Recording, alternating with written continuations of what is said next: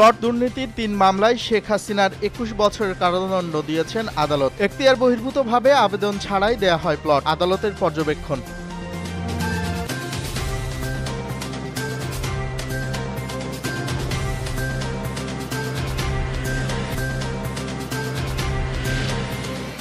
বঙ্গোপসাগরে সৃষ্ট ভূমিকম্পে কেঁপেছে কক্সবাজার জেলার টেকনাফ শহর। টেকনাফ থেকে ১১৮ কিলোমিটার দূরে ৪ মাত্রার ভূমিকম্পটির উৎপত্তি হয়।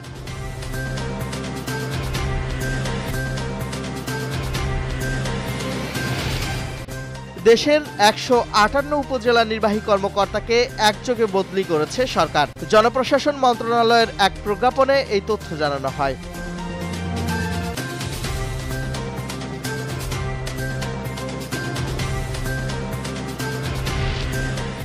দেশীয় প্রজাতির প্রাণী সম্পদ সংরক্ষণ ও উৎপাদনের মাধ্যমে খাদ্যে স্বয়ংসম্পূর্ণতা অর্জনের লক্ষ্যে কাজ করছে সরকার। এক র্যালি শেষে এই কথা জানান মৎস্য ও প্রাণী সম্পদ উপদেষ্টা ফরিদা আক্তার।